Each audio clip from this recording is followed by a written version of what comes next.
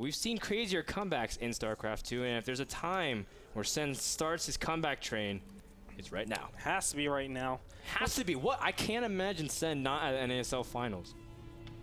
That'd be so sad. I need some Sen. That's where me and him make fun of each other the most. And I love Alicia, and you know he's a great guy, and actually he's really really kind person if you ever get to talk to him. But I mean, I wish both could be at the finals. But in the end, I just remember that red carpet run from Sen, and just like wow, that's one of the moments in esports people will always remember.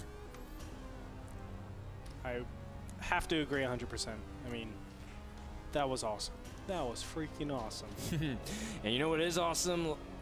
The fact that Alicia is pylon scouting, but it's pylon on top of his ramp. Yep. He's going for some kind of initial...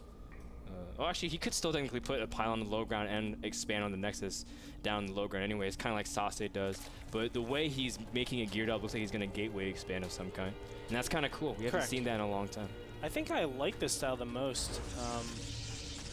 The semi-Sase style, obviously he's putting up a gateway here, but I would actually love this first pylon to actually go down here and then switch it up. So go Nexus first in case your opponent is going for something like, you know, a 6-pool, or excuse me. Yeah, Nexus first Nexus against first 6-pool. Okay, I actually am sick for it, and it's such a shame. I fell asleep last night. You're sick at StarCraft too. I fell asleep last night so early, I slept for over 16 hours. I kid you not. I woke up for the bathroom and stuff, but I slept for 16 hours.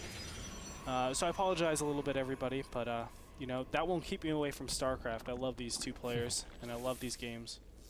Oh, that's totally okay. You can look at Sen and you can draw comfort in knowing that he's going to expand anyways at the third base, just completely avoid trying to expand to the natural. Alicia stalling her for a little bit, but he does have a gateway and cybercore finishing up pretty soon, and Sen actually has this on Overlord scout. He doesn't have any kind of drone scout, so he sees a non-forge fast expand. So Sen has to be really cautious, and that actually might be what Alicia wants. The fact that his expansion is really far away. If Alicia tries to go for a timing on Sen's third, which is his natural expansion at this point, that's going to be really hard for Sen to protect. Really hard. This is looking more and more like a 4-gate, by the way. Yeah. Saving a ton of chrono boost. Yeah, there's a ton of chrono boost being saved. Yeah, double chrono boost going to each of these. Maybe not right now since it is double chrono boost, but still looking like a 4-gate. At this point, I think Alicia, I don't know what he can do from here. I don't know any follow-ups with just a single gas. And if Sen gets in here and sees, oh, only one gas, okay. It's 4-gate. Well, then he's just going to react with a ton of speedlings, and what he's trying to do is actually stop any proxy probes from being too successful at putting up their pylons, and then on top of that, of course, surrounding sentries, if any. Yeah, Sen does end up spotting that pylon also in the corner, so Alicia, if he wants to make a move, he's got to make it soon. He's planning 2 more gateways. Oh. And very nice. Takes out the first Zealot, by the way. And oh, the Stalker needs to be super careful. Okay. He's going to get out. It looks... it's going to be tough. Oh my. Sen really thinks it might be a 4-gate because he saw Zealot Stalker and he doesn't see second gas with his Overlord. And he's going to try to get it one surround. He sees a second Stalker, but Alicia only has 3 gates out onto the field at the moment. Sen getting a lot of Zerglings out and Zergling speed because he's anticipating something, a huge delay in an expansion from Alicia is just going to scare Sen considerably at this point. And Alicia's indicating he wants to put a pylon down as well. Yeah, he has to be careful. He already put a pylon down the bottom left side, or this side, wherever this is. Second gas is going up. This is so interesting. So obviously, Sen is thinking this is, the Sen is thinking for sure this is going to be a 4-gate, but in fact, it's not going to be. Now, these Stalkers cannot go up there. If the Stalkers go up there, that's instant death. He's going to be surrounded from the backside. And on top of that, it's just so risky because there could be speedlings on top. And look at that, he takes the expansion. Yeah, and Sen's on 16 drones. But he does have some Larva reserve, but he doesn't have that much resources. He has an incredible amount of Zerglings. Now, Alicia will be hard-pressed to defend this unless he has a good number of units prepared, and he can really try to defend it. But there's just a lot of speedlings, and Sen says, oh, well, I see an expansion attempt. He's going to try to just go for it and try to get surrounded the units. Force field from one side, he's force field on the other side as well, but the sentries are now exposed, and Sen found an opening. Alicia let his guard down for 1 second, and now now will pay a huge price for it. Yeah, I think Alicia losing all these units, he's going to at least lose the Nexus. Look at that, 20 more Zerglings behind here. I love this style that Sen always does. He doesn't macro up until he knows whether or not he should macro or not. He just keeps it on reserve, all of his larvae on reserve, and then says, big opening, get a ton of Zerglings now. Yeah, now the Nexus has finished from Alicia. He thinks he can hold this. I don't think so, sir. It's going to be tough. I mean, at least he's going to wall off the rest of his expansion, but he cancels the pylon. No, it's a trap. Oh, it is a trap. Go down. And oh no, he's going to send his Sentry and Zealot down as well. The probes are like, whoa, do not want to go down there. Vacation has been canceled. Oh gosh, this is really risky by Alicia. Because his force fields are very limited. Those sentries can... He's got 2 force fields. Exactly. And big surround coming in here with the Zerglings. But a great pylon actually segments them off for quite a long time. Look at that. One sentry will keep him safe. The pylon is going down, though.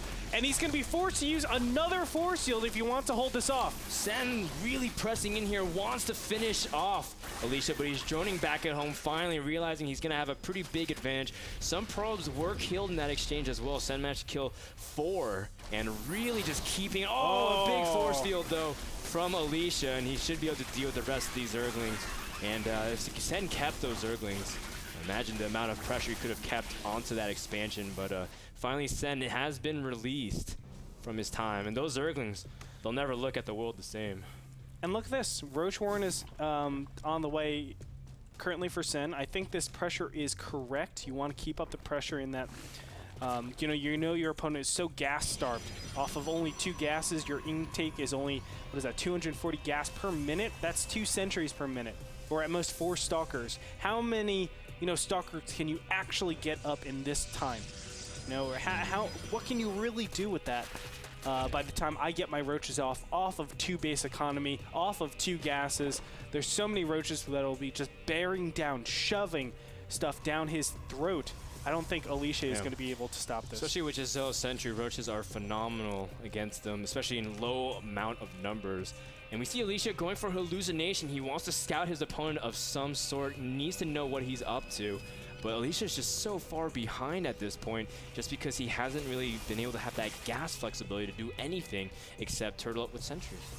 And you might wonder, why is he going sentries instead of stalkers? Well, you need to go sentries at this point because your opponent has so many different capabilities. They could be going roach pressure. They could be going additional Zergling pressure. It could be Baneling Zerglings.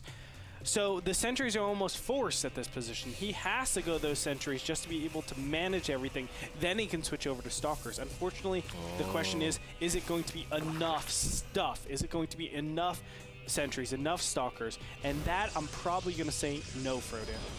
Benny Nest has been started for Sen, and he's got his roaches almost at the natural of Alicia. Alicia's gassing up at this point. That's not what he needs to do. But of course, how is he supposed to know? The Phoenixes! The Phoenix are who's hallucinating are going to go exact opposite direction. Sen. But the Zerglings have been spotted, but it may be too late. The roaches are pressing in here. Sentry's about to drop as well. And that's going to be really tough for Alicia to hold. He does force field 1 wave, but it's going to be hard to hold off the next one. Yes, and all he has to do is focus down on that forge, and already there you're starting your way up to be very cost efficient. Another force field goes down just to stop those roaches from moving any further. But the force fields are very limited at this point, and the gas count is as well. 12 Banelings are in production. Sen wants to burn all the force fields so that the sentries can't hold against the Banelings. Oh, that's so cool, Frodan. And it's going to make sure that at this point, he's going to also try to corner Alicia, make sure to gather everything. He's going to go from 2 different directions. 2 force fields go up from Alicia to hold him for now. A great hold, but the pylon's also exposed as well. Alicia has he's got 2 force fields left. Yeah, and all he's waiting for is the force fields to just start to diminish. Finally, Banelings are going to connect against Stalkers. Don't really get anything of substance just yet. Wow, he's actually fending this off pretty decently, but finally now the Stalkers are under massive attack. Sentries are going to go down from those Banelings. Beautiful hits. Probes have to be pulled, and look at that. The natural is barren. He has nothing mining anymore, and it's just going to be units shoveled into Alicia. GG, and Sen will take game number 3. Shen showing a lot of life. He is up and kicking, bringing the series 2-1, and all of a sudden, the comeback train has been started. Sen is now 2 games away from claiming a spot in Toronto, and that is a huge win for Sen. But that said, Alicia will be choosing the next map, And let's talk a little bit about that game, though, really. Let's start from Alicia's choice of going a really delayed 3-gate expand, but it was like a very low sentry count initially. People usually go Zealot sentries and then max on a lot of sentries with your initial gas. What are your thoughts about that build Alicia, or that Alicia was doing? Maybe you can get into the mindset. What was he trying to plan?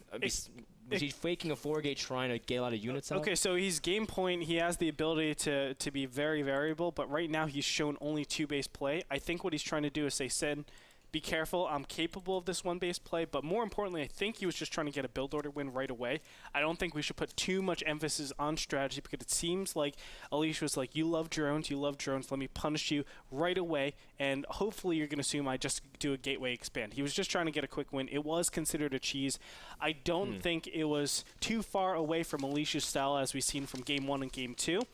And Sen should just carry on. That game shouldn't do anything strategically in Sen's mindset. Makes sense to me. So let's go ahead and thank Kingston HyperX, the people who provide memory and SSD for NASL Season 3.